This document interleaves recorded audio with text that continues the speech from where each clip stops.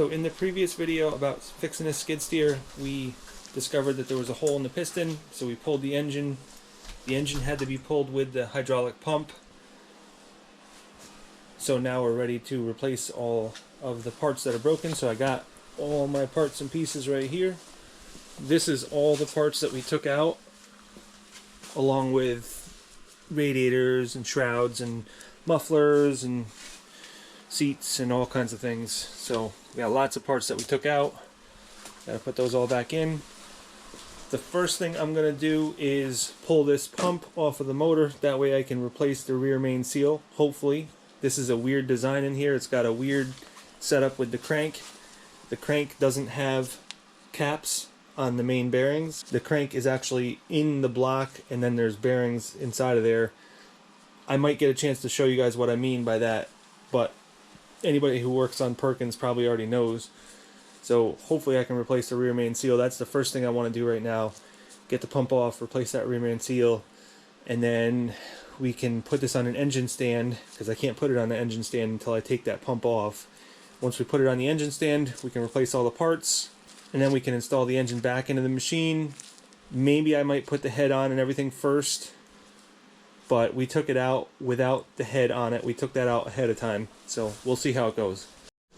And it's snowing today, so it's the perfect day to do all this work, because I'd rather not be outside doing work.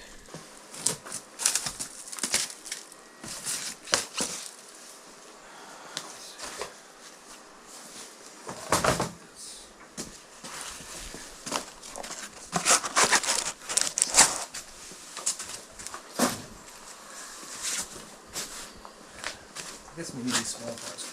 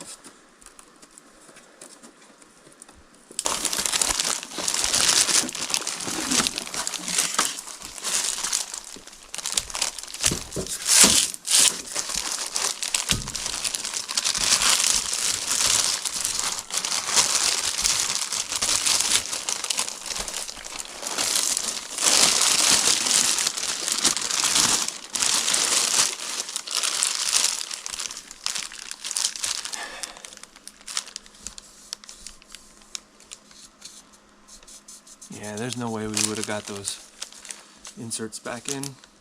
Oh yeah, it's like you can kind of see where they are. But yeah. And even if I got it in, I'm not sure if it would have stayed in. Yeah.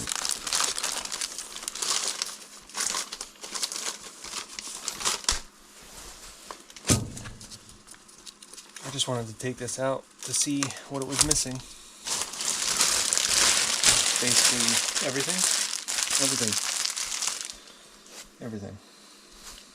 The only thing it has is the freeze plugs. That's about it. And you're lucky it came with that. Looks the same. Sure does. And boy, look at all them goodies. It's like Christmas Day. Yep. I don't know if it needs a rear main seal or not, but I'm not taking a chance. It's out now, so we'll do it.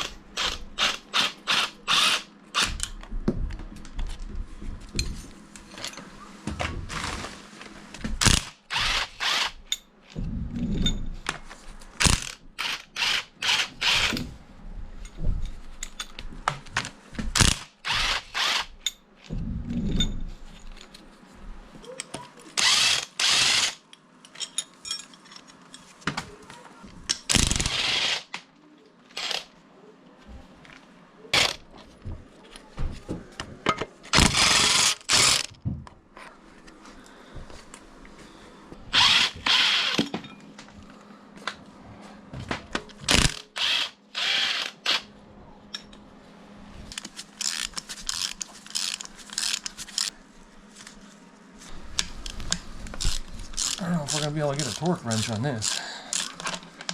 Nope. All right, ready? And there it is. Right there. Alright.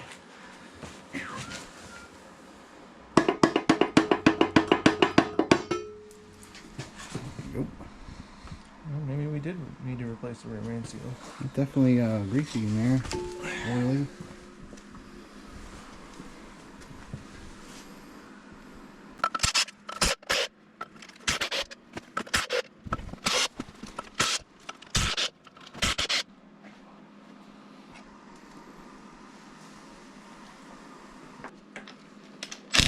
Very good.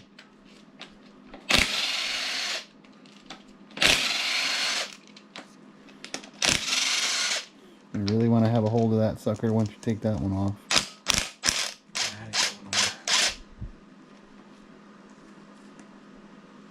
It's going somewhere. Of everything.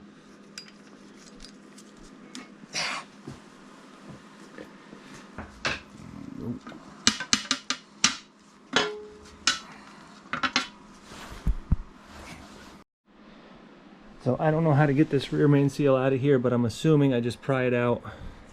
This is a new one. It's got like a little lip right there. I think I would need to put some sealant on there. There's not a lot of direction in the manual, so I guess we'll see what happens. There we go.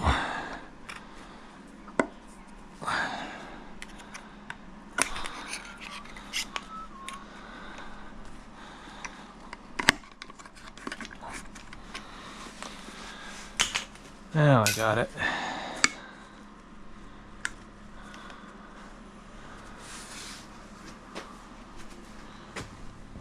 I don't see any sealant on there. Oh, it's just like a wheel seal kind of deal. Thought there would have been sealant inside of here. Nope. You can see how the crank is designed though. There's no caps. It's for the main bearing. It's just two halves. See that?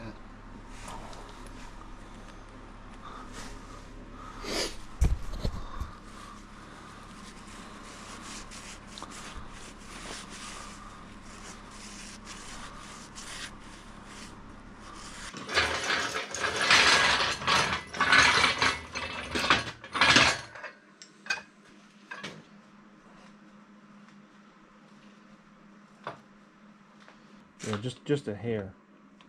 But Good? yep.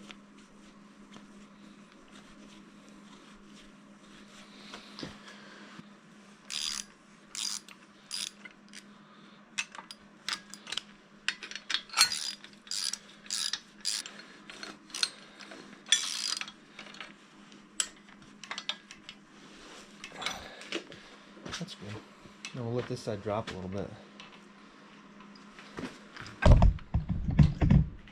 Do like that. And then tighten that up.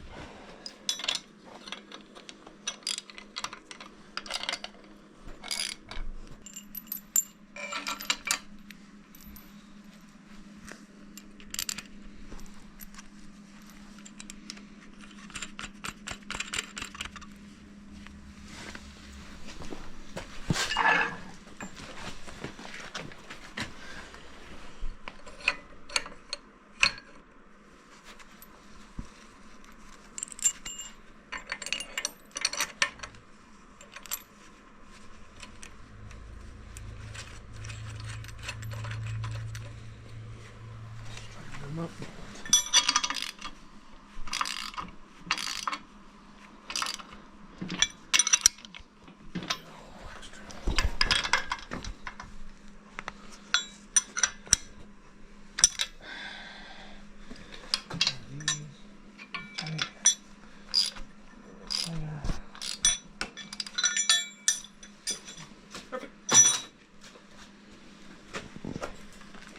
You can remove the strappage.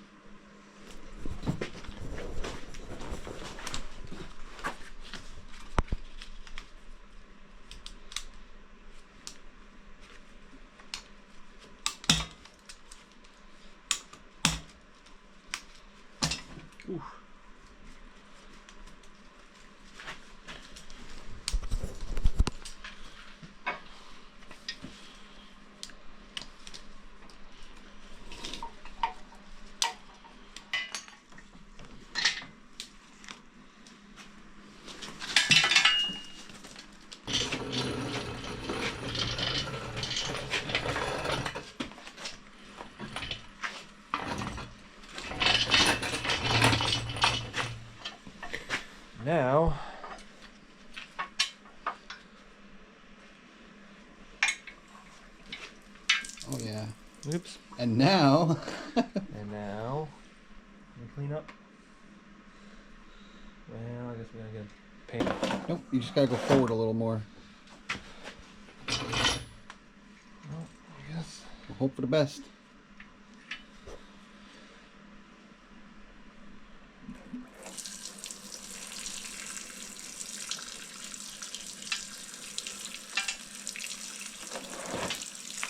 And you're pouring diesel out too.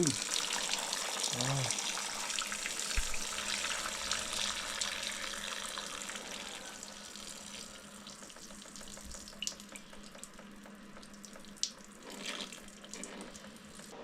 So having this engine on this stand is really nice because now you can rotate the engine to do some work on the bottom and the top. So the first thing I want to do to get going here is I want to check all the rod bearings. If they're okay, I'm not going to worry about the crankshaft bearings. A lot of people said that I should be replacing the crankshaft bearings or the main bearings, but in this engine it's not that easy to get to them. So this whole crankshaft slides out of the case, and I can't remember if it slides that way or if it goes this way, but these 3 bolts retain that crankshaft in there, and then the bearings are within the crankshaft assembly. So you can't just pull caps off and check the crankshaft bearings. You have to take the whole thing out, which I believe to do that you got to get involved with the timing. You got to pull this pulley off, and it's a lot more work than I want to get involved in. If I take all the rod bearings off and they're pretty beat up, then I might have to get into those, but let's see.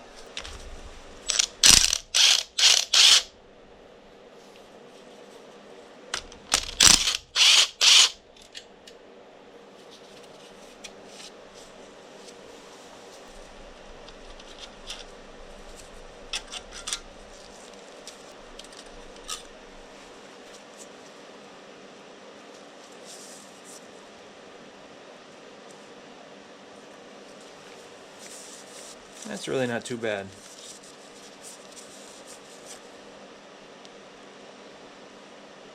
But since we're in here, I'm going to replace all these. I just want to determine whether I'm going to get involved in the main bearings or not, and judging by this one, probably not, but let's check the other ones and we're going to replace them too.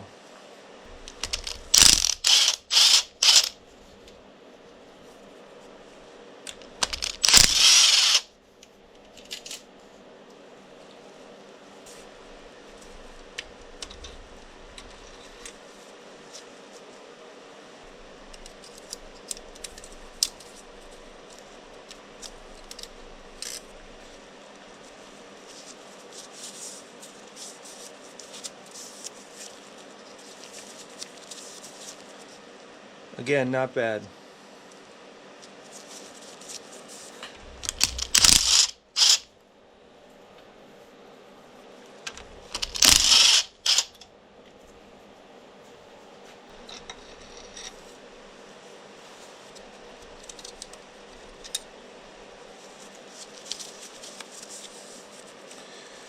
That one is a little bit damaged. I think this is still within spec, but there's a little bit of wear on there. So in order to check the upper rod bearings, we got to pull the piston. You might be able to finagle something in there to not have to pull the piston, but it's easy enough just to pull it. The only thing that I'm a little bit concerned about is at the top of the ring on the cylinder, there's like a little lip, and sometimes you can break a ring pulling that out.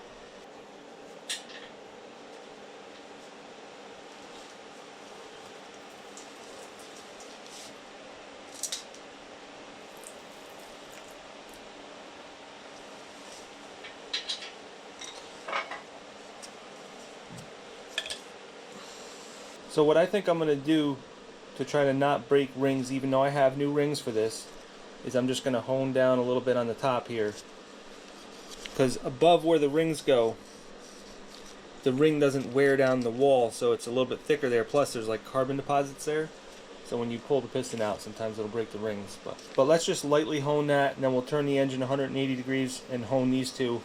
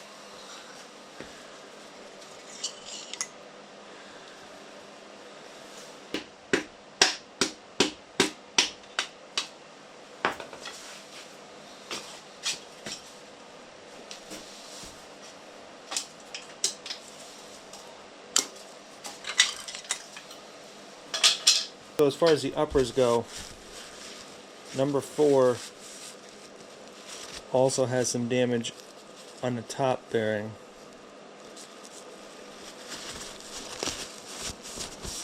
I don't think it's the end of the world, but I'm wondering why number 4 has that and not 2 and 3.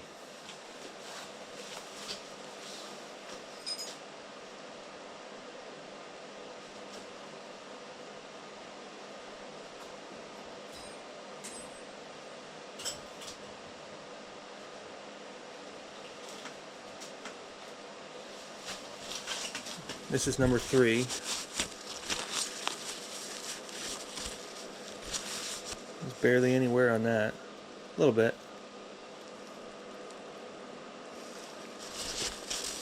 This is number 2. Yeah, so 2 and 3 have barely any wear on them, but for some reason number 4 and obviously number 1 does.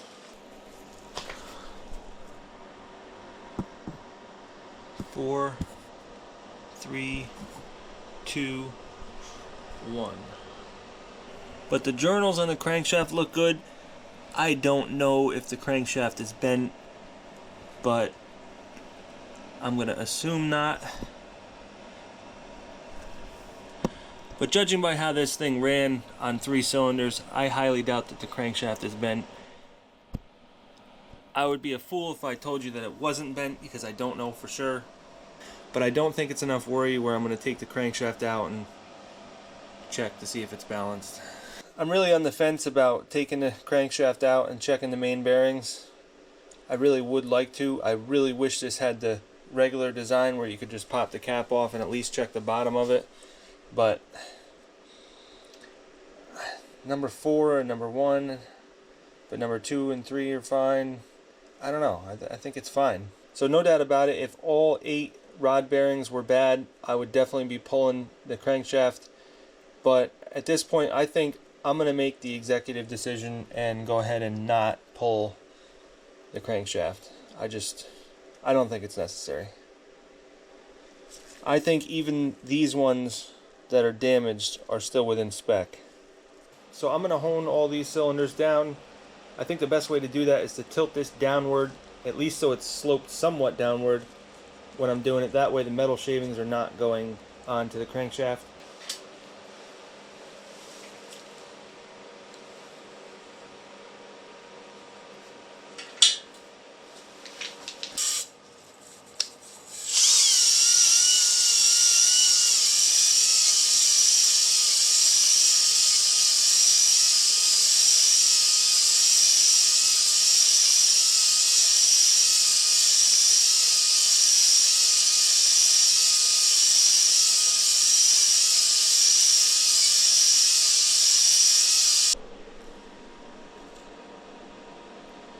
So that's the cylinder that was damaged the most, and it's got a little bit of aluminum still on the top there. These ones are pretty good. For the most part, they still had cross hatching, but we made them a little bit better by honing them. You can see there's like a little bit of a scratch there, but it's not even close to being able to pick up with your fingernail. So the next thing I want to do is put new rings on these pistons and put them back in with new bearings, check the bearings with plastic gauge, and get them all finally set. Once I do these 3, then I'll assemble the new piston that I got to replace that one, put it on the old connecting rod, and put that one in last. But these ones just need new rings and new bearings, so they can be easy and out of the way.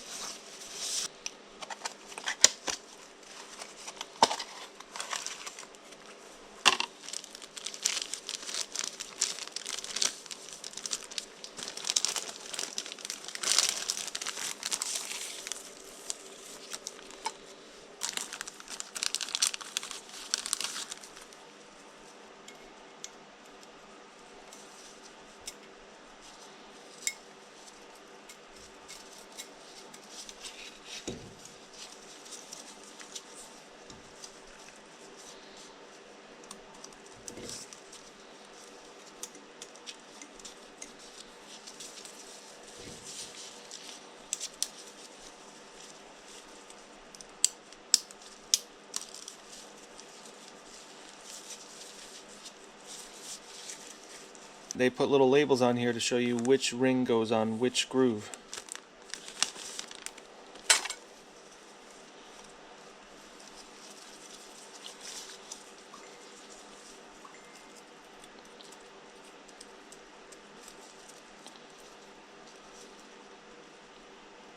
Really don't want to open these up any more than you have to just to get these on, because you can end up deforming the rings.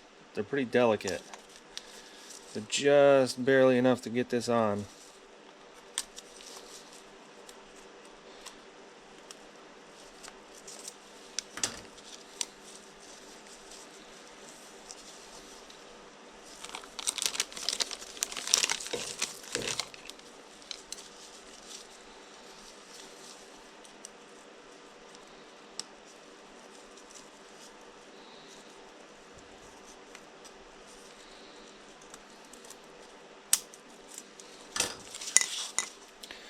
Now we'll put these grooves about 180 degrees apart.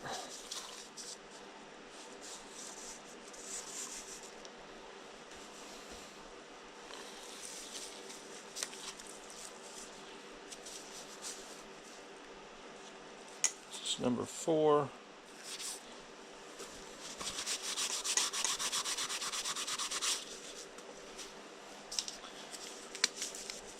I labeled these all coming out, but from rubbing on it, it kind of rubbed the mark off. But I labeled it number 4 there and number 4 there, so just kind of remark that.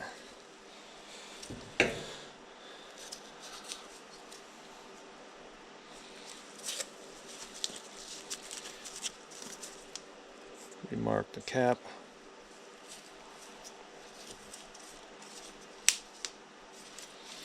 So that one's all done and it's ready to go back in, but let's do the rest of them.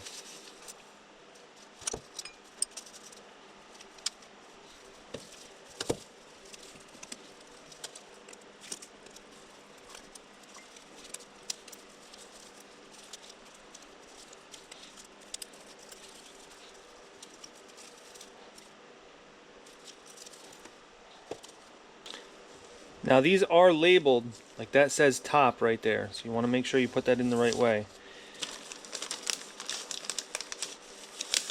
The scraper doesn't have a label, so I'm assuming that's just, it can go in either way. But I'm pretty sure both of the top rings are going to have, yeah, see that says top on it. You probably can't see that, but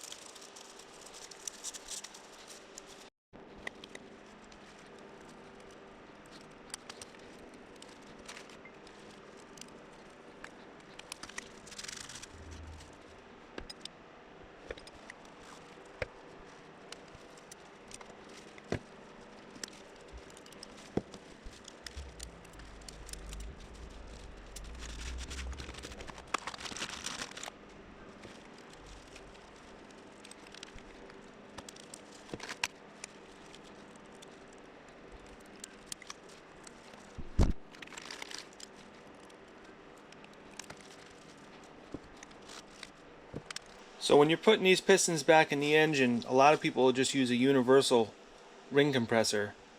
But I like to get the actual size of the piston, which in this case is 84 millimeters, and you get a special one-piece unit, and it makes it a lot easier. I'm usually never in a super rush to get all this stuff done, so to take apart an engine and put it back together the same day is not something I'm interested in. So having one of these ordered when you're ordering parts for the other stuff anyways, it really isn't that big of a deal.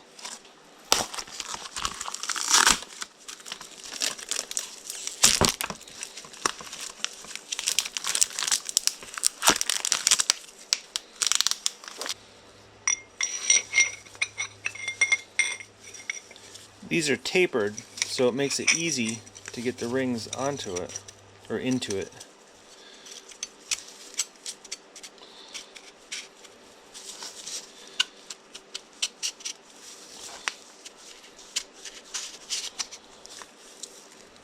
So that's really it.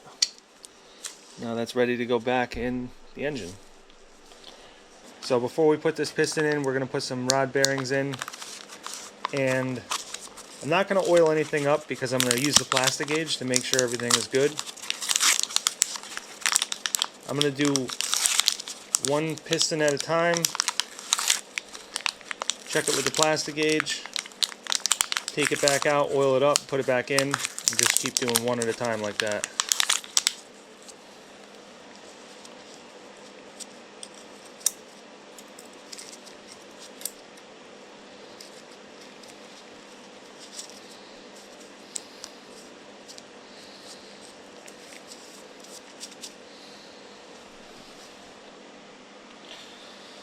So normally you'd want to start with cylinder 1, but it really doesn't matter as long as you keep track of things. This is cylinder number 3, just because that's the one I grabbed to show you guys an example of the ring compressor. So we're going to carefully put that in, and we're going to check the bottom to make sure that everything's lined up, because you don't want to be shoving that in there and having it not line up with the journal on the crankshaft. Sometimes it can be sideways, sometimes it can be up or down.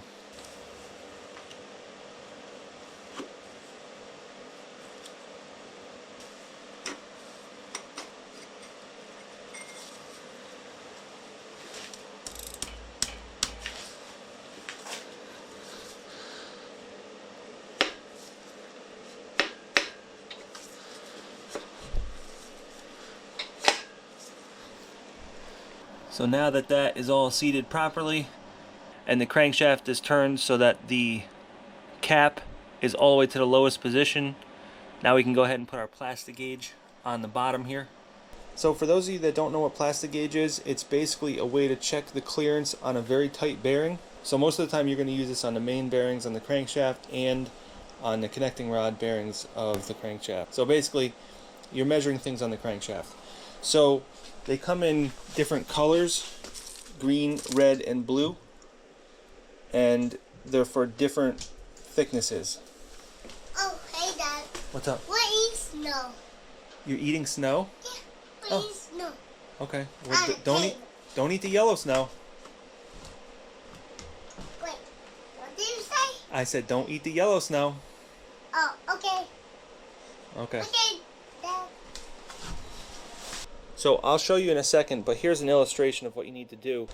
So for this particular engine, you're looking at 1.3 thousandths to 3.3 thousandths. So this green one does 1 thousandth to 3 thousandths. So if the clearance is a little bit bigger than this, we could step it up to the next size, but I think it should be somewhere in between that range from 1 to 3. Remember, we're allowed to do 3.3. And it does tell you can go all the way up to 7 thousandths, 7.9 thousandths. But I'm hoping it's nowhere near there. So I don't even know if you guys can see this, but that's like the thickness of some fishing line. But when you squash this down, it'll be a certain thickness, and then you can put it up to this chart right here. It tells you exactly how thick it is. So it's very accurate.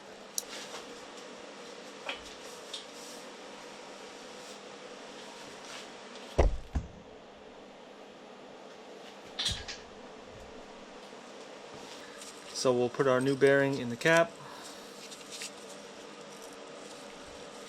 and you probably can't see that, but that plastic gauge is just right across the crankshaft journal there.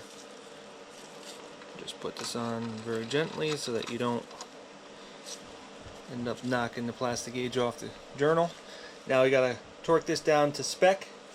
So the manual says 38.3 foot-pounds.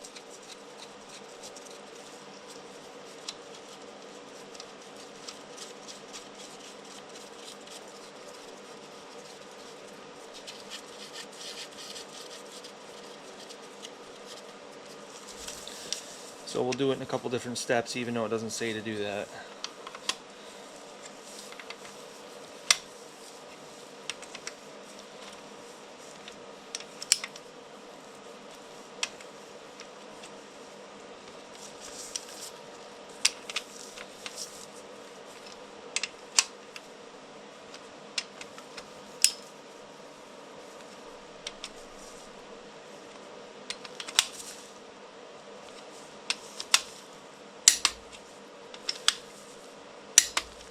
Okay, so now we just loosen it up.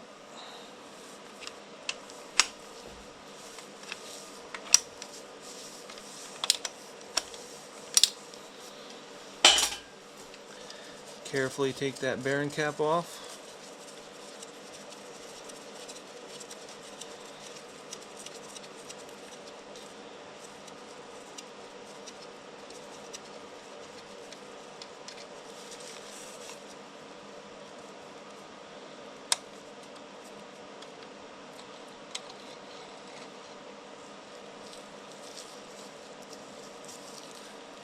And there is our plastic gauge.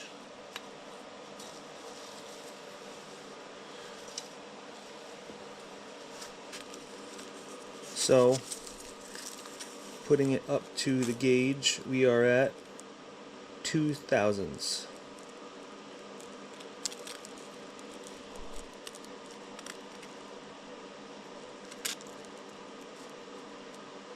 Right on the money. You can see if it was 1,000, it would be quite a bit bigger. It squishes it more. Or if it's 3,000, it's a little bit smaller. So we're right in the middle. That's perfect. So that tells us that our crankshaft journal is good. It's not too worn out. It tells us that these bearings are the right size and that they're not worn out, which obviously they wouldn't be because they're brand new.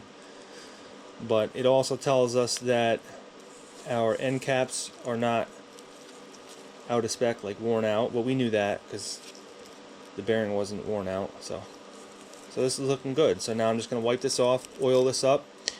I'm also going to pop that piston down just a little bit. Down, I say down, but it's really up. And then oil behind it, and then put this all back together.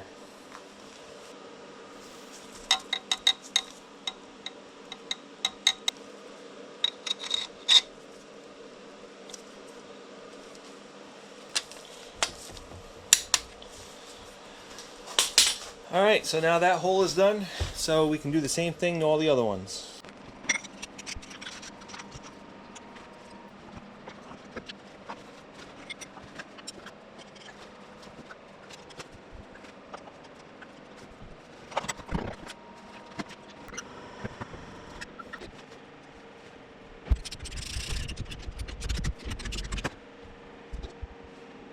But that's right at the 2,000th.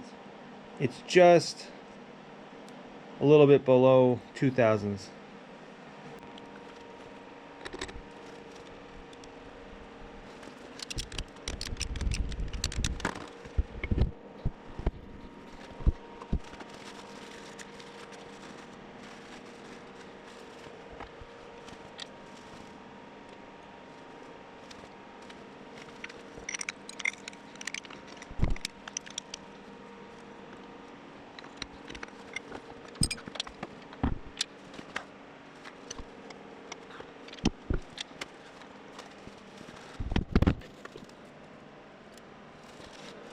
So I am kind of curious to see how this is going to spec out. And number 1 too. This is number 4. Number 1 and 4 seem to have a little bit of damage to the bearings, the old bearings.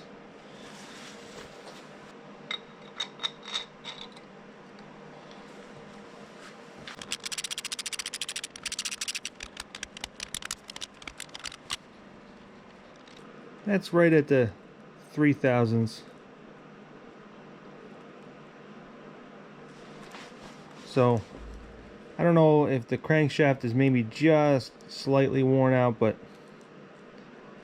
it's not enough to worry about. That's still well within specs. See, I don't know if you guys can really even see that, but yeah, it's about 3,000ths.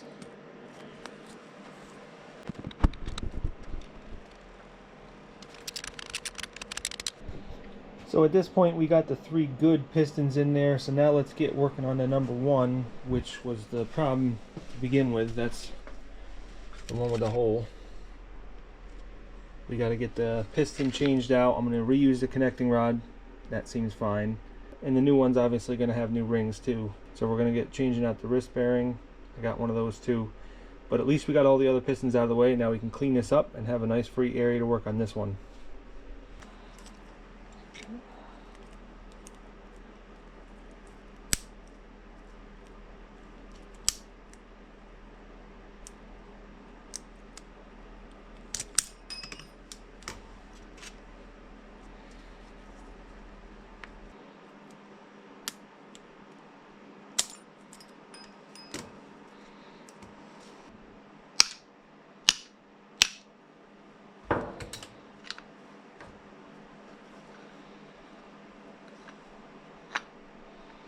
Okay, flat end towards the top. Okay.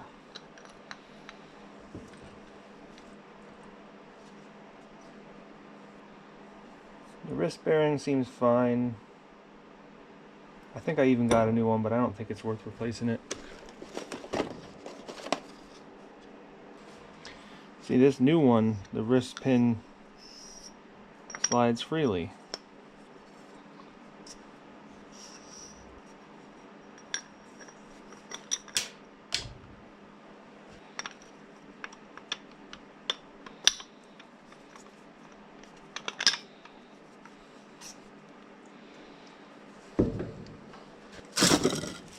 Gave me new snap rings.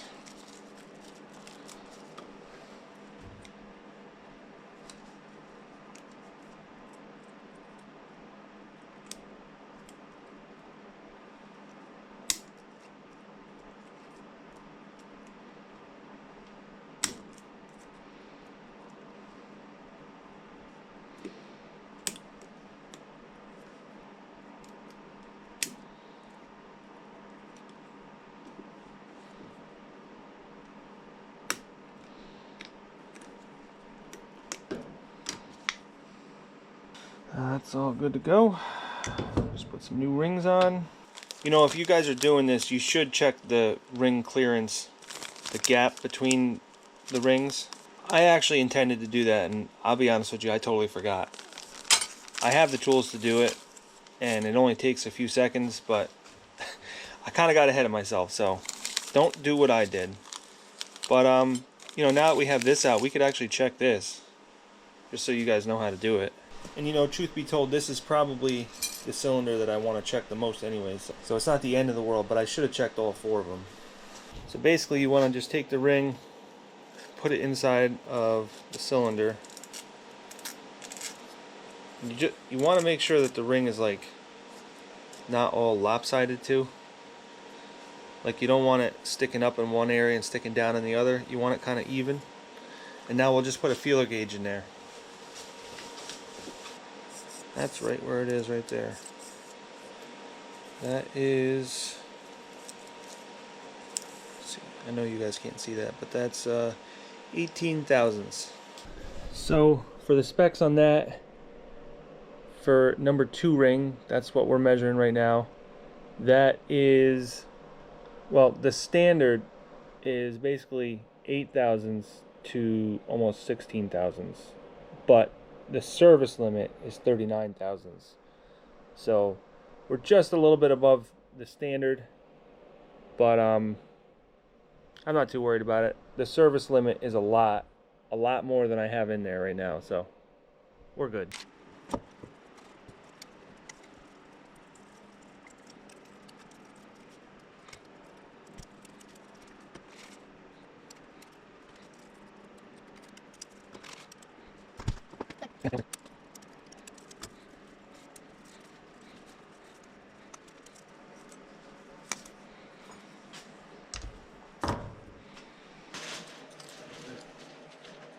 Look at that.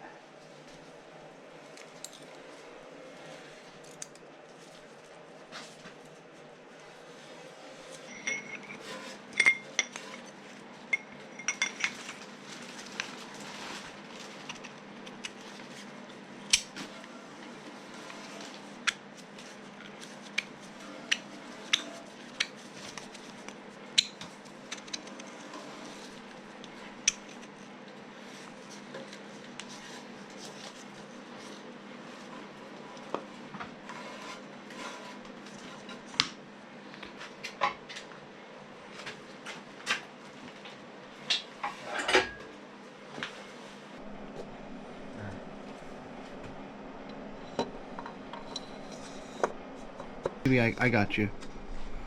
I got it. Hold on. Alright.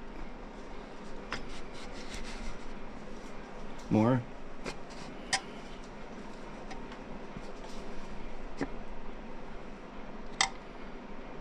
You're good. Go more. There you go. Seated.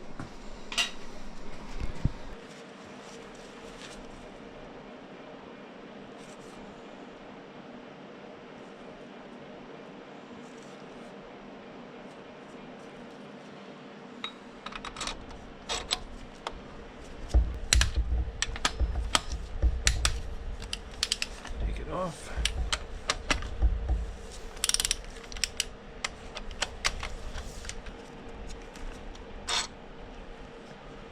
So this is still within 3,000s, so that's the highest one I've seen so far, but still within limits. Not the best design, I can tell you that. Well, what's stupid is yours is a lot older, but I'm still...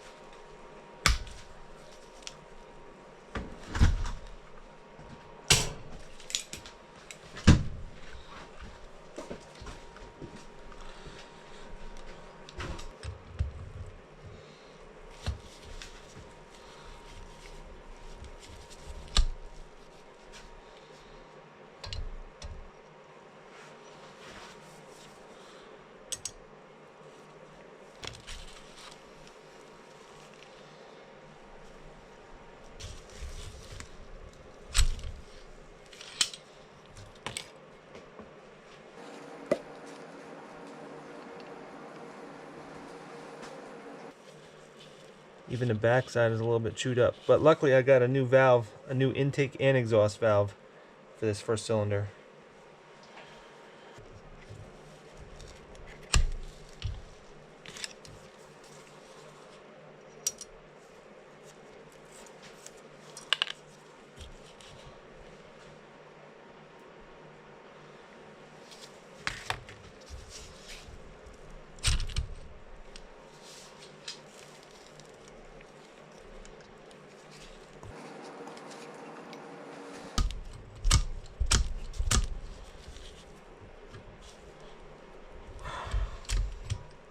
Some of these are stuck, so I just got to tap them with a socket.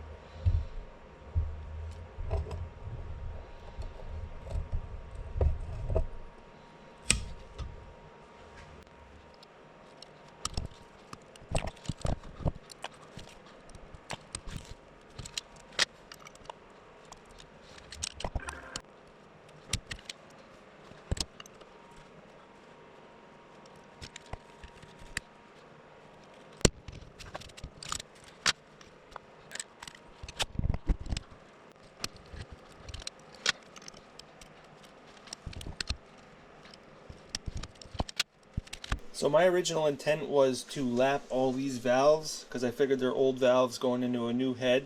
But when I got reading online, people were saying that if you have a new head, it's not really necessary. So I kind of took their word for it and I just put these in and I tested it out by just pouring some oil in each port, and I think almost every one of them leaked, and that's oil. So if oil can leak, water's definitely going to leak, and if water's definitely going to leak, something like air is definitely going to leak as well. or exhaust or whatever. So as painful as this sounds, I think I'm going to have to take each one out and lap every valve. And I'm showing you guys that so that you guys don't make the same mistake. But I'll save you the grief of showing you all the repeated processes. But I guess I could just do one at a time. I'll just show you guys how to do it and then I'll just do the rest. I just want to make sure that there's still a little bit of oil on here because you're going to be spinning these around. So you don't want to tear up the valve seal by not having oil on there.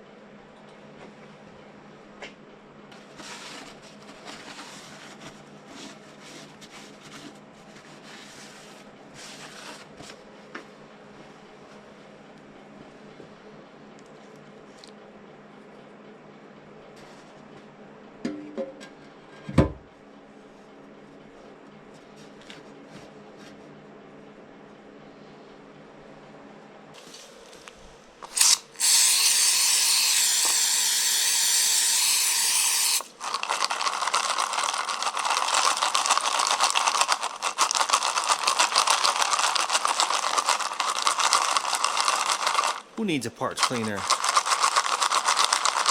That's all you need to do right there.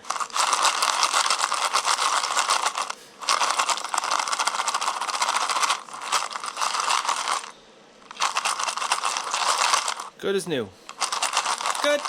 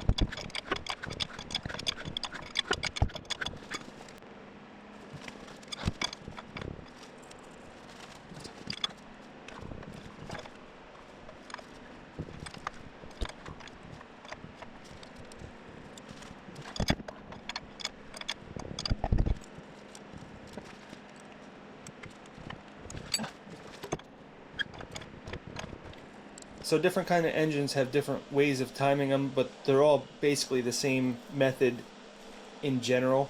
So on this one, what they want you to do is look for the overlap on the valves.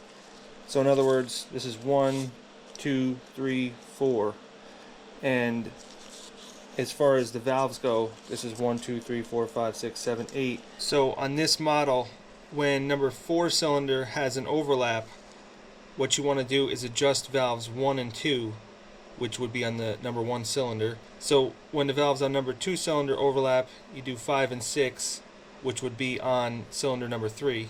So the way that you can tell that they're overlapping, this is cylinder number 4. So you turn it clockwise until one goes down and one goes up. So you can see the left one is going down and the right one's going up. So you turn it backwards a little bit until, see how they alternate? So I'm just turning it back and forth. So that's when they overlap. So you got to get it right when the one stops going up and the other one just starts to go down, right there. That's the valve overlap on number 4. And there should only be one cylinder that's overlapping at a time. If you think there's more than one, what you're probably doing is comparing this one to this one, which that's not on one cylinder. That's between one cylinder. This is one cylinder, this is one cylinder, this is one cylinder. So if these two are overlapping each other, that's not an overlap because those are on different cylinders. So now all the valves are adjusted. They're set the way they need to be.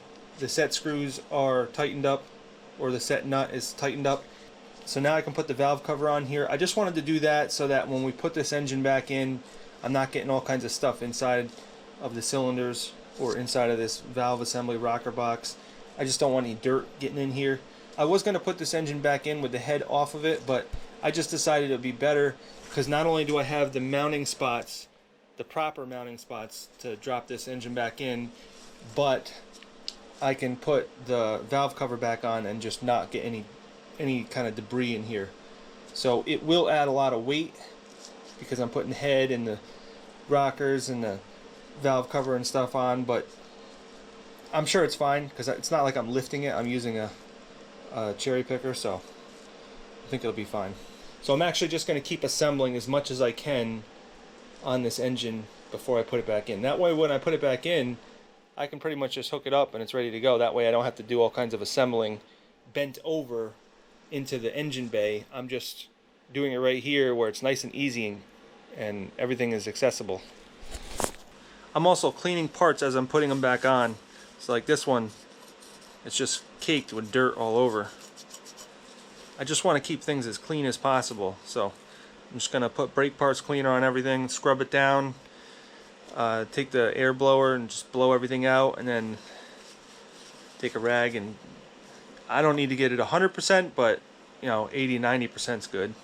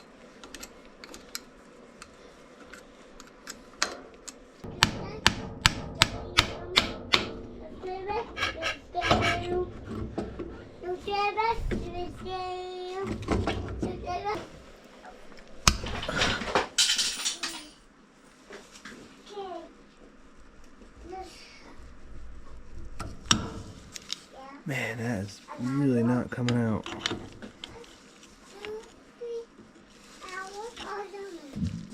I can't even get a nut breaker over that because this housing is in the way.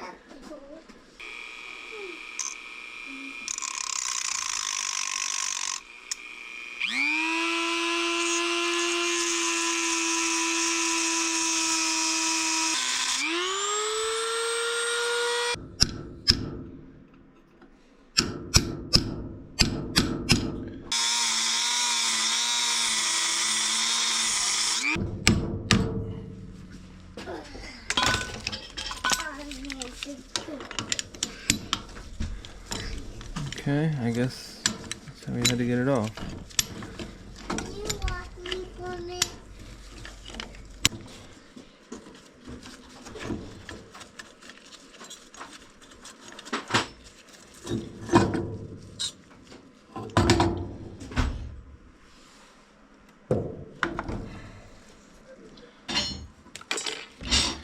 Looks like I really didn't do too much damage at all to this exhaust manifold or that stud. So we got really lucky.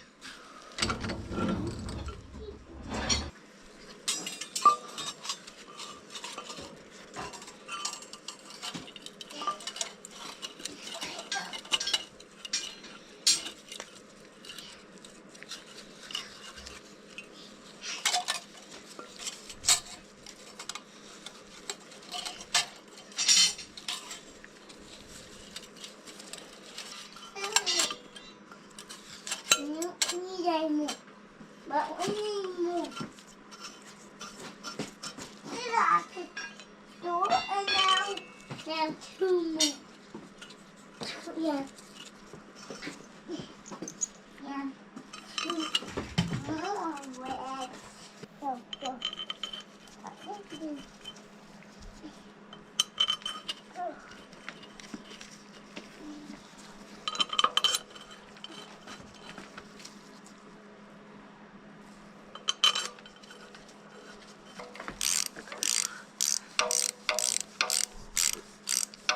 Oh, why do I gotta do that?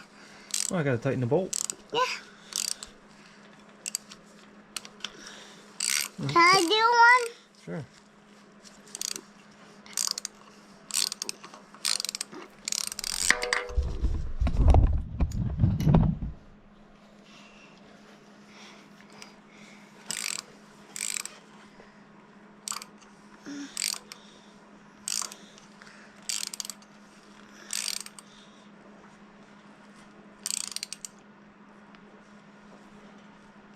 Push.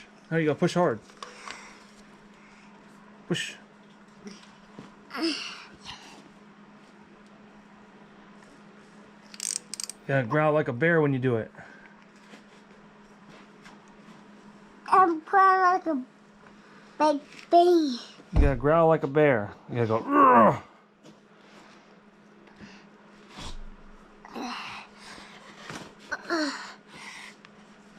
You're not growling.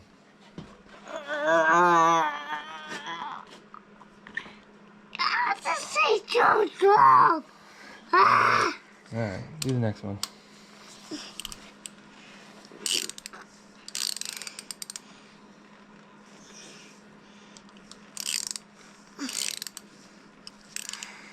You're 3 years old. We're building an engine. I'm 3 old engine. I'm building an engine. Here, hold that so it doesn't go back on you, okay? Hold that right there. Hold the socket. Hold the socket with your fingers. There you go. There you go. See? Look at that. You got the concept. We're not done.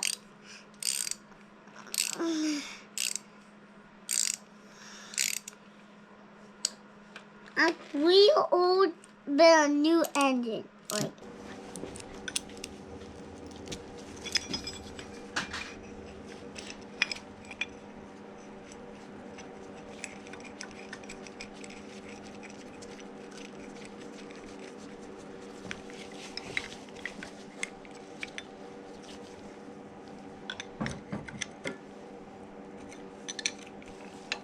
I was there the whole time.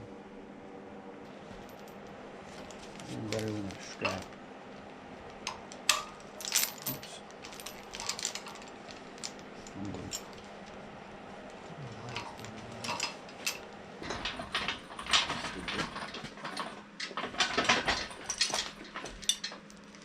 It's not that.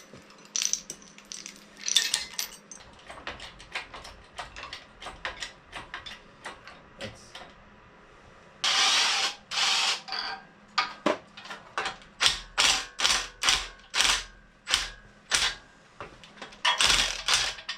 14.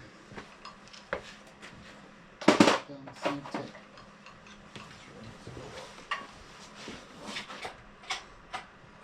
That's the one there. And then you got a nut on that one. That was the 15.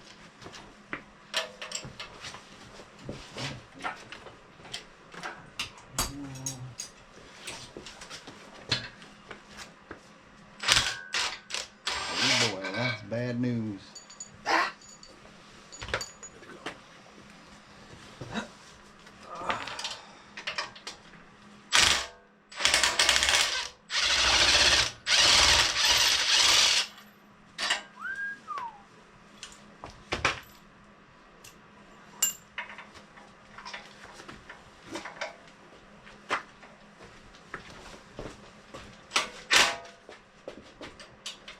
This is gonna want to freaking swing like a Why don't wrecking you ball. go up a few?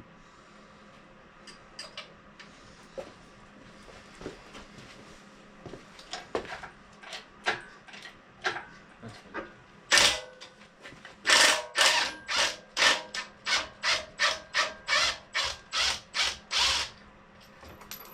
That wasn't so bad. But it was gonna swing a lot harder than that.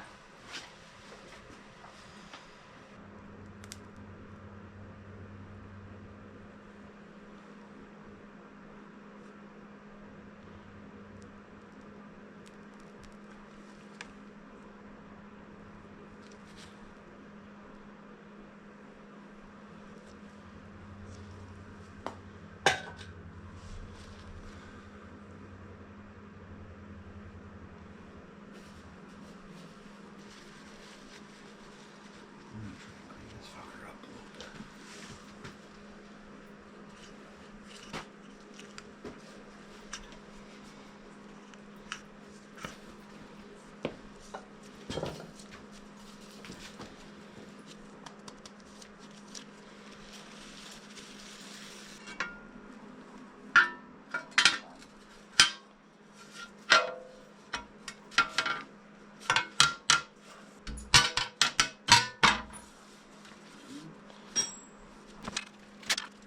Yeah. I'm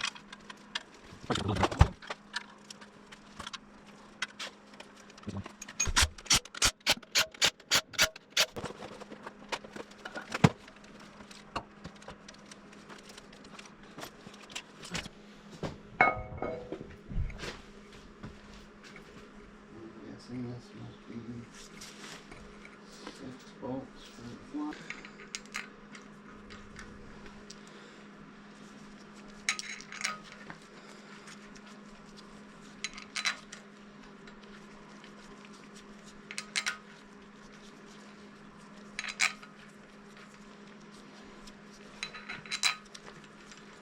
Particular order you gotta do them in? Nope.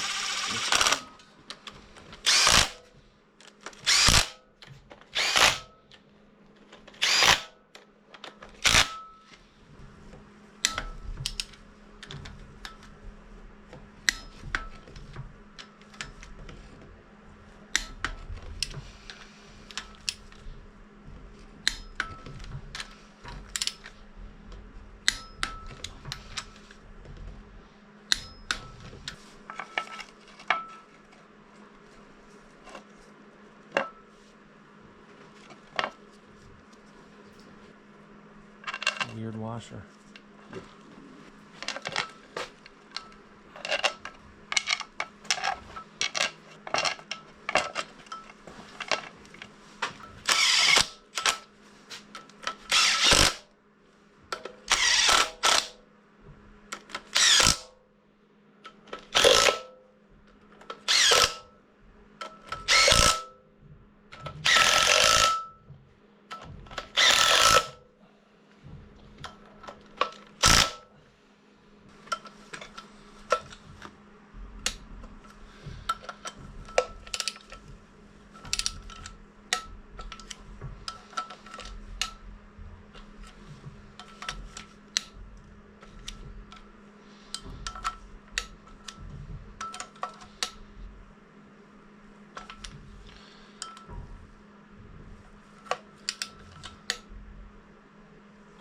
Out.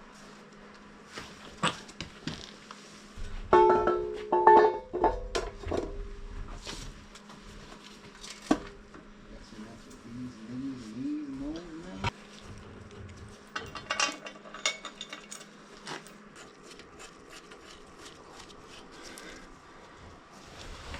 That really short one that probably goes over here, right here.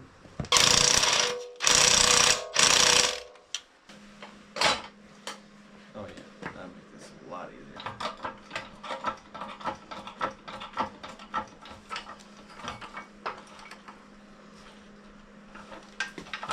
Ow, mighty cap.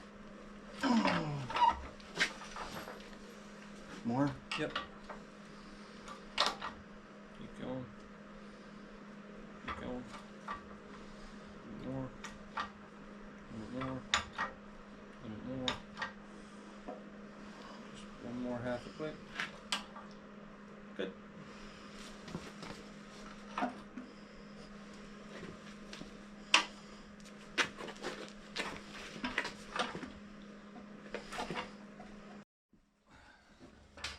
think we're good. Just gotta push the engine towards this and I'll hold it. Alright, and now I'm just gonna spin this so that lines up on the holes.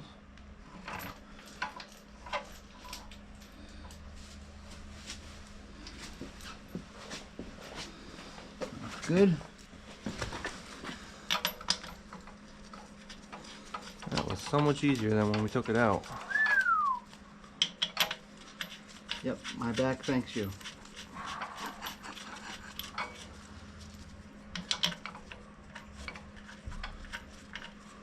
Get those ones up on this side. I don't know where.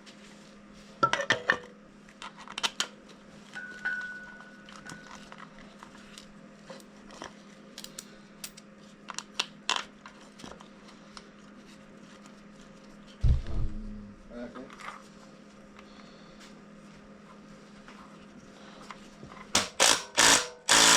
Alright, that's probably good like that.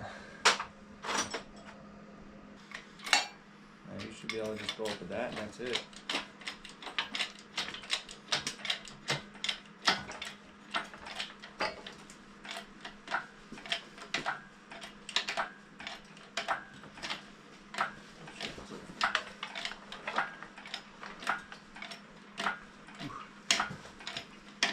Definitely some weight on there, boy.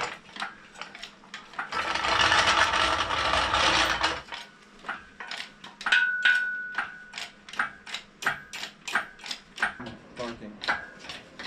Alright, that's good enough. Let's go in. Okay. Pushing.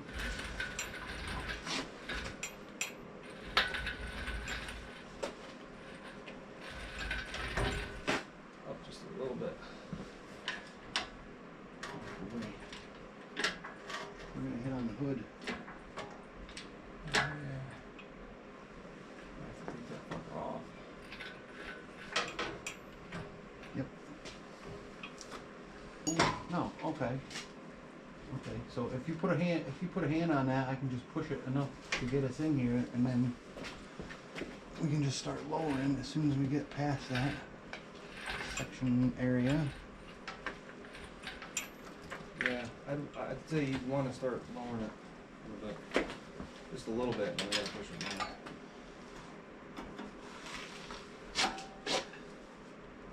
I think that's the right side of it. Oh, holy shit.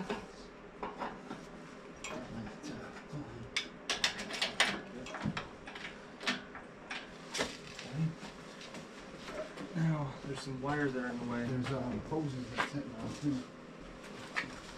Don't put your hand in someplace that's going to be stupid. This wire here needs to be brought out and around the top of it. Very slowly. Alright. Yep, throw a little bit more.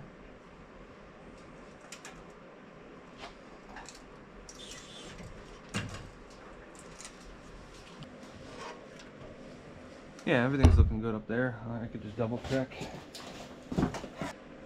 Yep, everything's good here. Cool. We go down a little bit more. Alright.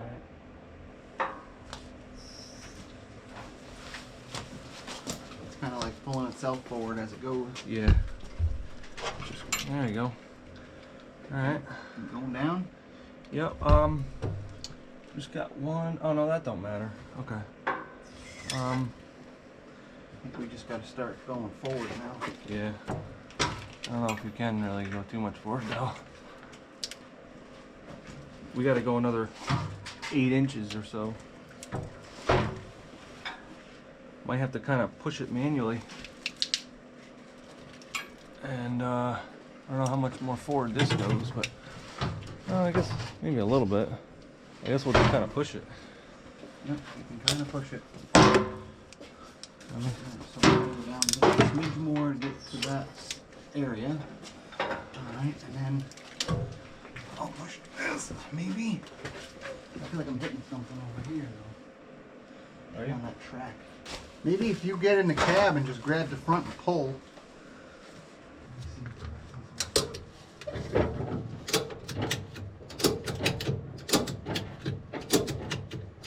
I'm inching it forward. There we go. Alright, that's good. I'm lined up back here, kinda. I just gotta shift to the left. Yeah. I might have to let go of it for that though.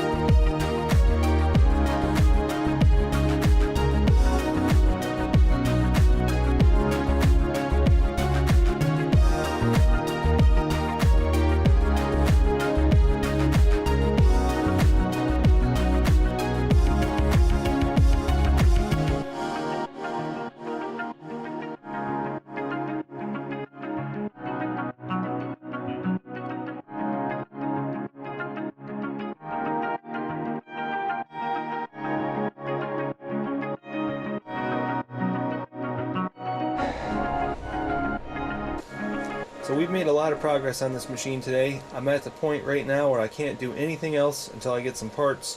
So I ordered a new turbo. That should be coming in, I don't know, it could be like a week from now. But I did order the correct washers for the fuel system. There's these washers that go in the head, between the head and the fuel injector, and I could not get them out of the old head, so I had to order new ones, and I ordered them overnight, so I should be getting them today or tomorrow. So once I get that, I can hook up everything to do with fuel here, which does take care of quite a bit. The problem is I'm still waiting on the turbo, and without putting the turbo in, I don't want to put the alternator in, and I don't want to put the radiator, the cooler for the radiator hooked up. I don't want to do anything like that. The exhaust, the turbo, all that stuff can't really be done. Even the intake is kind of waiting on that too.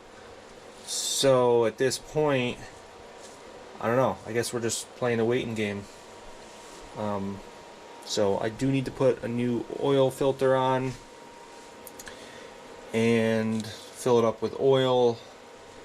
I do need to put some more hydraulic fluid in because we lost a lot. I still need to hook up the throttle cable, but that's a few minutes worth of work once I get some oil and filters and stuff like that. So I guess we're kind of at a standstill for a little, so I'll check back in with you guys when I get some of those parts.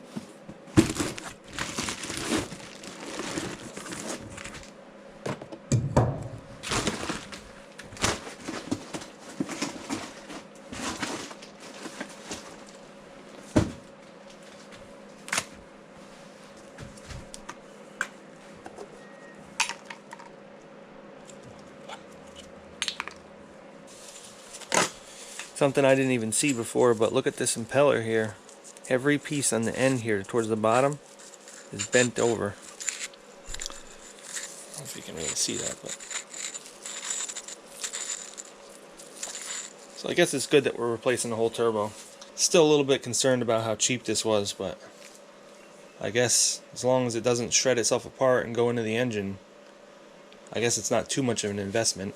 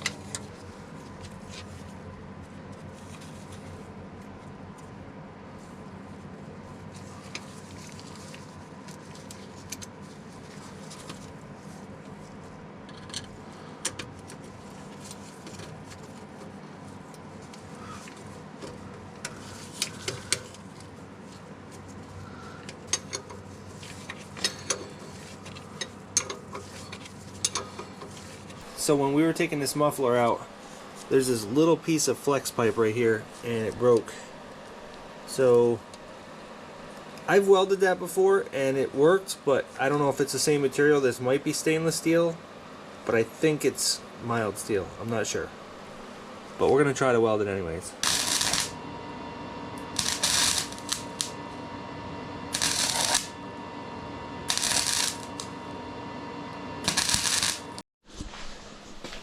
Okay, so that is stainless steel, and I was able to weld it somewhat, but it's just not going too well.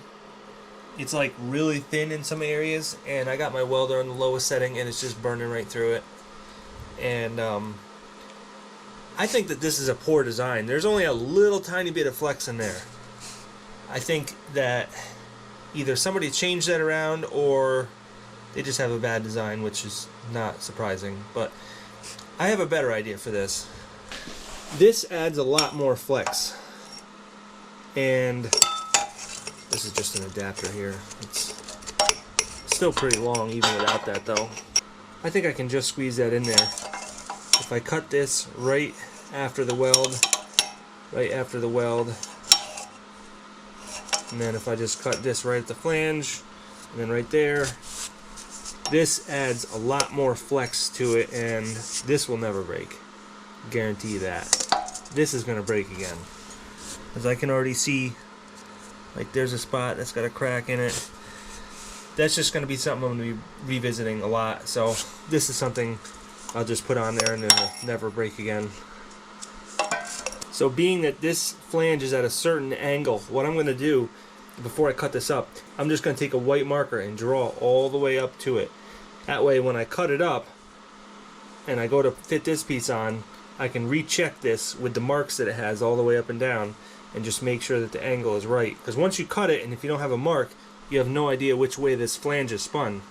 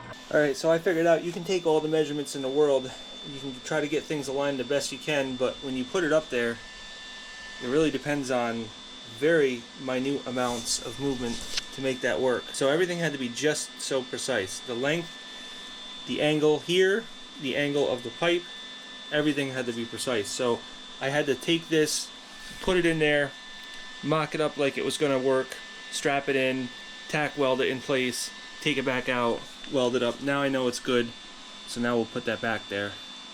but I did have to grind my welds a few times because my measurements at first were pretty close, but it wasn't good enough.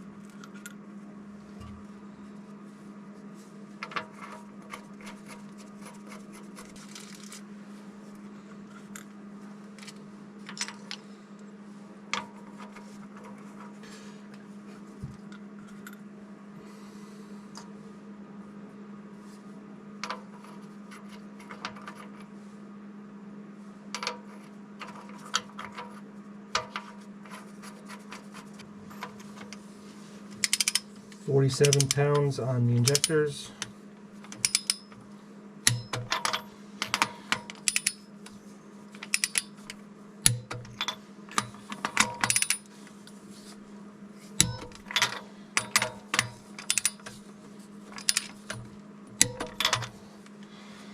13 pounds on the glow plugs.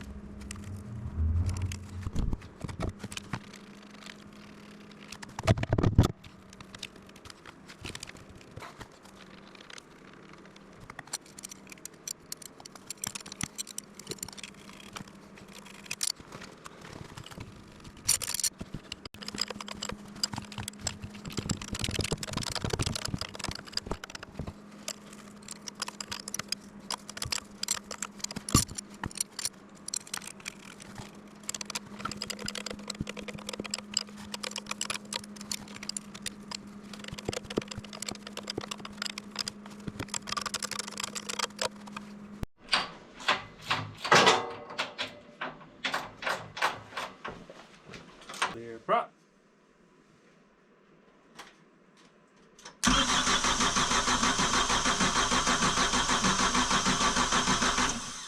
Clear prop. Clear prop.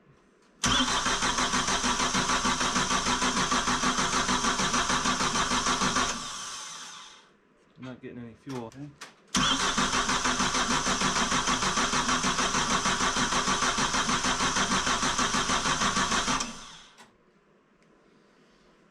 I almost want to say, first of all, what's the throttle position anyways right now? Yeah, just keep cranking it, I guess.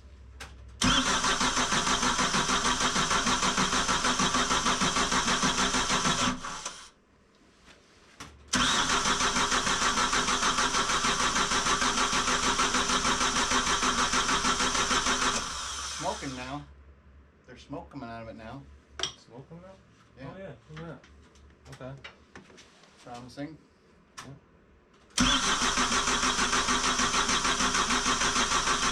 Alright, I got fuel now. Okay. Somewhere.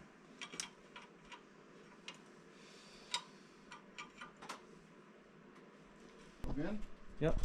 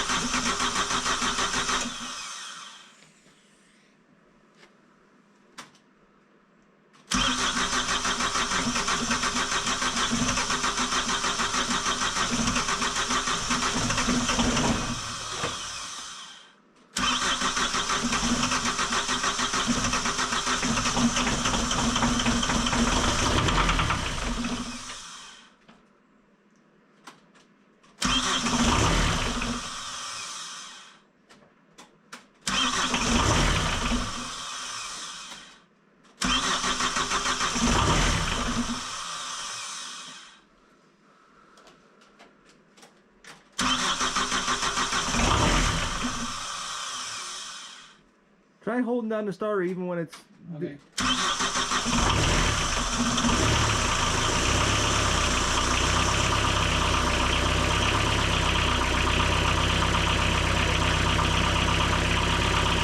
It's barely even smoking.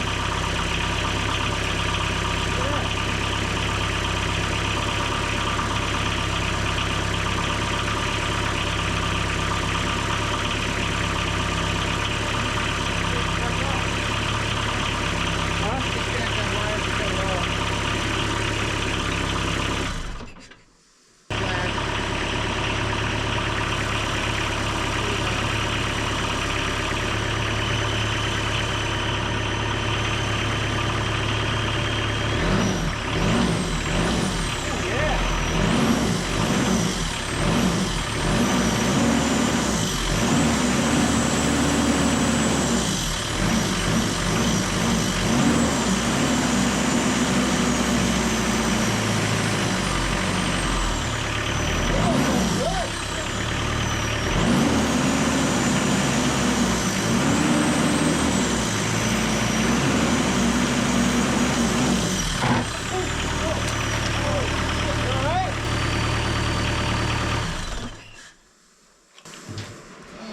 You hit your hand on the radiator fan? Yeah, I can't even feel my hand. I can't believe it's still there. Oh, I heard it. It's your pinky. I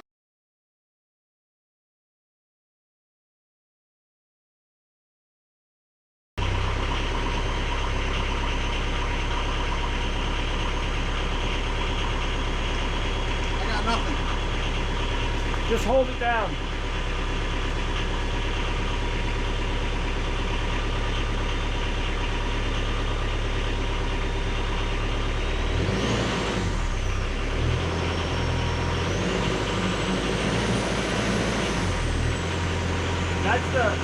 That's forward and backwards.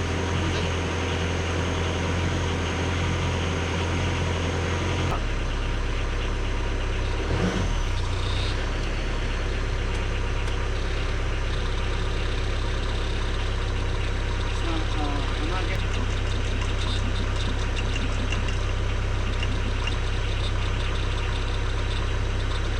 I think you should shut it off. Alright, so fast forward a week later, I spent the entire week troubleshooting some stuff on here. I'll get into that in a little while, but for right now, it's all fixed, and I want to get it out of this garage, and I want to go test it out, because I haven't done that yet. The hydraulics were not working at all. I spent the entire week getting them to work. I'll go over that later, and by the way, my hand is doing better now, and I'll go over that in a little while too. Down. First time that hood has been down in months.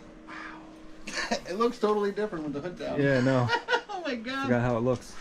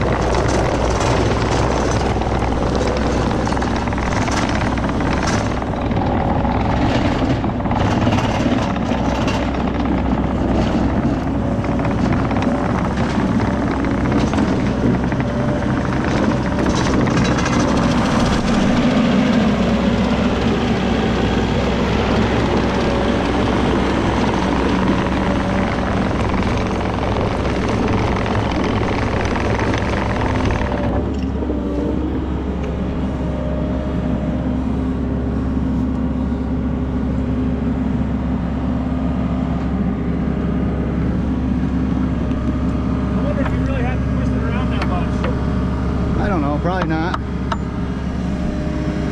we'll find out.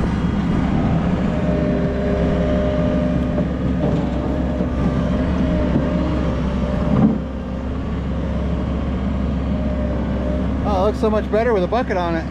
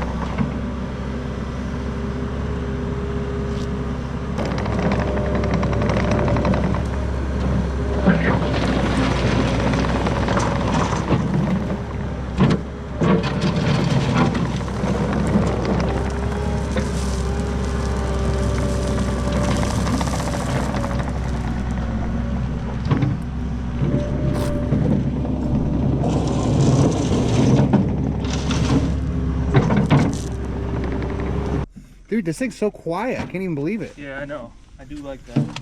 Oh yeah, that's... I mean, seriously, all it really needs is a good pressure washing on the outside, tighten up the tracks, and you're good to go. Yeah. Because the tracks are pretty loose.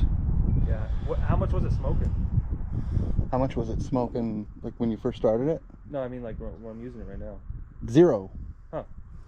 Yeah, that's pretty cool. There's a little tiny bit of scratching going on in the cylinders that I couldn't get out with the hone. It's not smoking at all, dude. Considering how many scratches was in there. Yeah. Why don't you get out and try it? All right. This is not meant for fat guys. Thank God I lost some weight. You've had a lot of comments in my last few videos. I know. Well, you can tell. Especially the last one. There was a lot of comments. I was going to comment on it that I was 284 pounds and now I'm 251. I like how you got out of the front, but you're supposed to get out of the side. I know, I'm so used to it. But we should probably put some fuel in this thing. It's actually saying there's more fuel than I thought. It's like a little over a quarter tank. Yeah, that's fine. Man, that thing is quiet. I could barely even hear you start it up. Yeah, because there's no high speed for the tracks. So I think the way that they want you to go high speed is just rev it up with that pedal.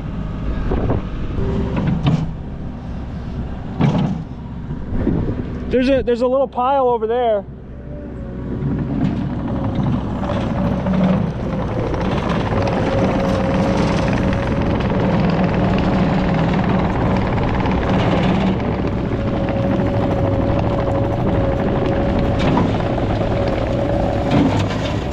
That's concrete. That is concrete.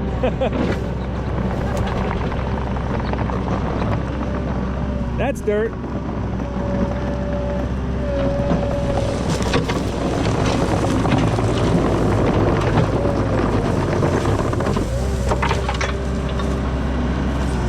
It's spinning tracks, so it's got power. Yeah, it does.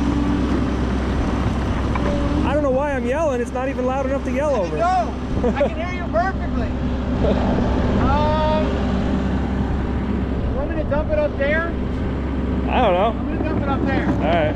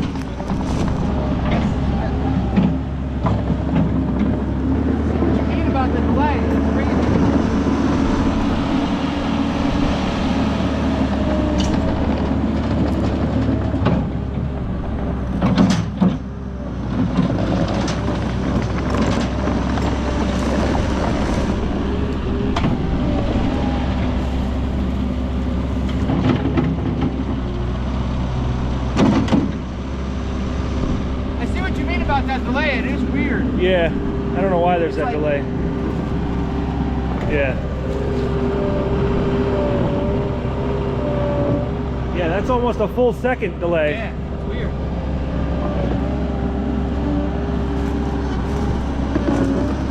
Raise the boom all the way in the air. I want to see what it looks like. I never even did that.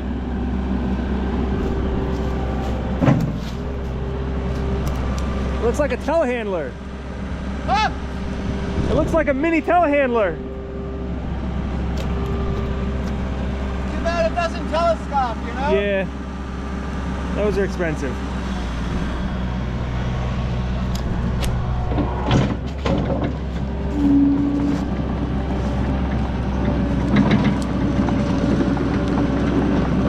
This thing doesn't smoke at all for having 10 minutes on a rebuilt engine.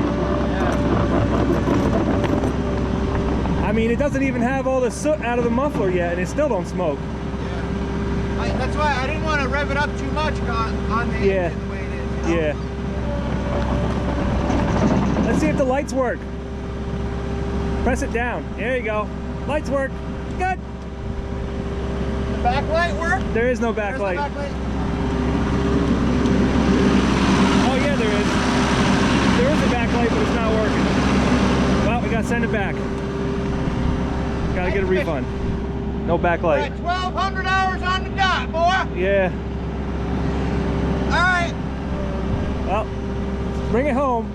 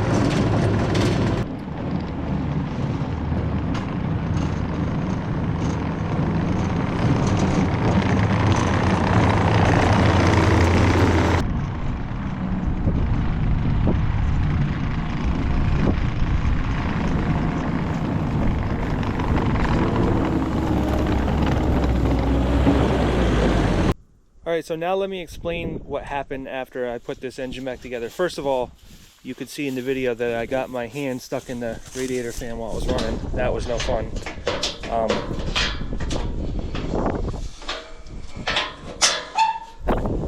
I was reaching my hand down there to rev up the throttle, which was totally not necessary. I was just doing it because I was excited. And luckily that radiator fan is plastic, but it still mangled up my hand pretty good. I'm okay now, but let that be a lesson. If you don't have to put your hand in there, don't, because I've done that a million times before in other machines, but I didn't realize that the fan is actually sticking back quite a bit from the shroud here, so that was kind of stupid. And when that happened, I thought I lost all my fingers, because the first thing I did was tuck my hand underneath my shirt, and I felt nothing. There was no pain or anything because my hand went instantly numb. The whole hand went numb. Every finger. I couldn't feel anything. It was pretty scary. I was actually kind of afraid to look, but then I brought my hand up and I saw all my fingers were there, and I didn't have any broken bones. I just had some cuts and scrapes, and it just knocked it around pretty good. But like I said, that was really stupid. The only reason I even put it in the video is because other people should learn, just don't do that, because that fan is pulling air that way, so if you get it even close, it'll kind of suck your hand right into it. So by some kind of miracle, I still have my hand. It could have been a lot worse. But anyways, back to the skid steer here. So when I got done putting everything together, all that work that I had into it, put the engine back in, we rebuilt the engine and put it back in, I had no function to the hydraulics at all. So what happened was, I'll bring you back to when I was putting in the starter here.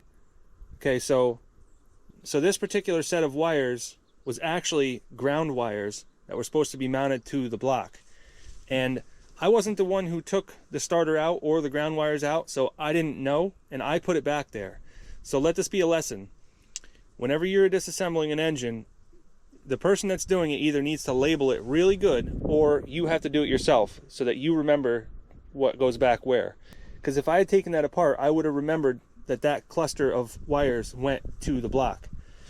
But since I didn't do it, I didn't know. And when I put it back together, Pat wasn't around, and I just hooked it up like that. And by the time I started burying it with other components in the way, like the turbo is in the way, you can't see it, and the alternator and everything else is in the way. So once I put that turbo on there and everything else, you couldn't see what was going on down there. So he couldn't go in there and look and say, hey, that's wrong. So with those wires being grounded, what happened was a whole bunch of wires in here had positive and positive instead of positive and ground.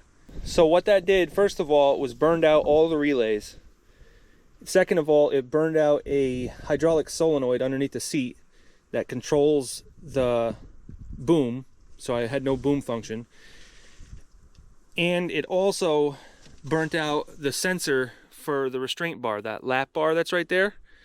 So I had 3 different problems going on at once. Also, I actually had a 4th problem because I didn't know where these switches went to, and all 3 of these switches have the same harness or plug that goes into them, and you can reverse it within itself too. So there was like 20 different combinations of ways that you could have those switches. Like each switch could go to another switch, but they could also be reversed on that switch. So there was a lot of different combinations of ways that those could go in. And again, Pat took that out and I put it back in, and he wasn't around when I put it back in, so I didn't know where things went. So I hooked them up a bunch of different ways. I couldn't get anything to work. And also I'm in the garage and I couldn't run it for a while in there because of the fumes. So I'd have to run it for like 30 seconds at a time and then run out and let it air out in the garage and then try it again. And it was a total nightmare. I spent the better part of 4 days diagnosing what had happened in here, because it wasn't just one thing, it was a bunch of things, and that really threw me for a loop. I was actually getting it prepared to bring over to the dealer to see if they could figure it out, which is something that's crazy for me to do. That was definitely the last resort, but it was the next step at one point. And so at some point I was able to get the tracks to function by hooking these switches up in the right combinations, because there's a parking brake. This is the parking brake right here, and once you release that, then I was able to make the tracks move. But I had no boom function. I could not get that to work. And eventually I figured out that it was the solenoid, the hydraulic lockout solenoid on the top of the gear pump in the back, and that was actually burnt out. It was actually cracked too. Must have had some pretty severe damage to it.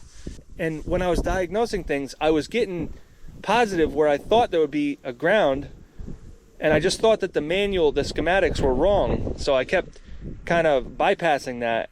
But then eventually I got looking around and I'm like, man, all these can't be always positive. There's no way that that's right. So after trying for almost 4 days straight, just day and night. So after almost 4 days of just banging my head against the wall trying to get this thing to work, I finally just kept tracing the schematics, and I just kept tracing them, and I finally found the problems. And so what got me on the right path is eventually I took one solenoid and flopped it with the other one, and then that one would work. So then I started tracing the wires back to the relays. I tested the relays. All of a sudden all the relays are not working, and they were blowing fuses too.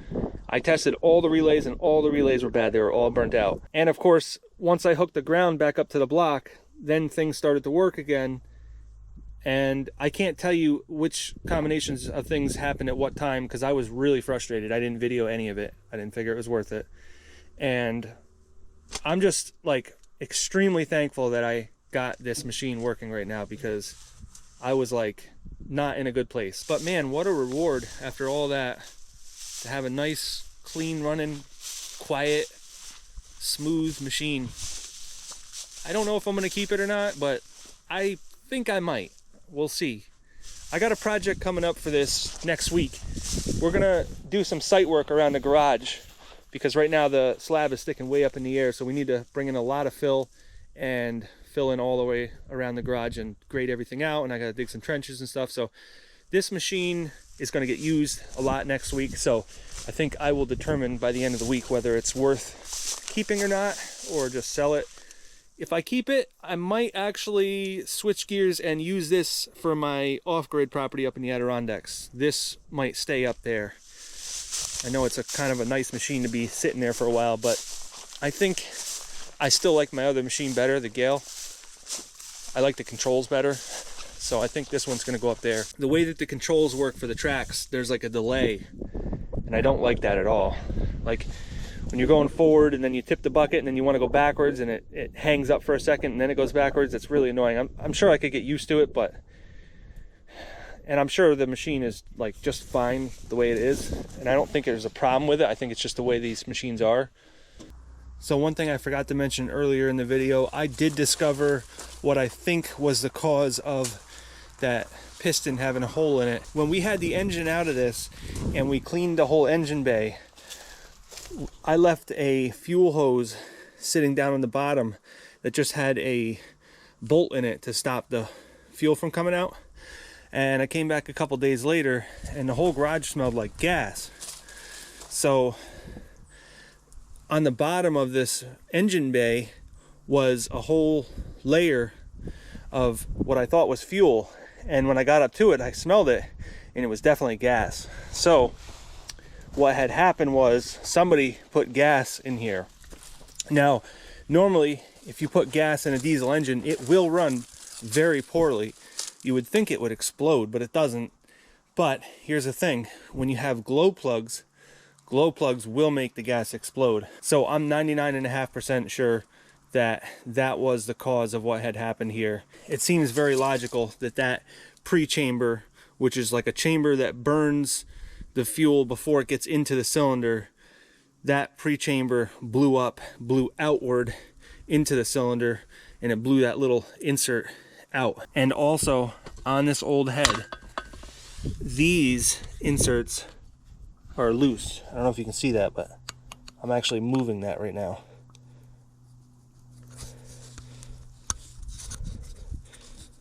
At one point I got that to twist a little bit. This one's loose, and this one's loose. So all of them are loose. Now that's supposed to be pressed in there, and when I got the new head, you could barely even tell that they were there. You could barely see the marks from them, whereas these are all loose. So they all got rocked pretty good.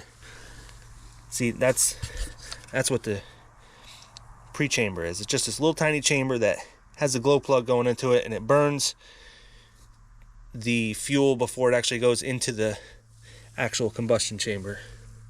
But anyways, yeah, that's the story with this machine, and I don't know if I'm going to do any more videos about it specifically, like fixing things up on it or anything, but you will see it in some future videos doing some projects. So I guess that's it for this video, guys, and I will catch you on those other videos.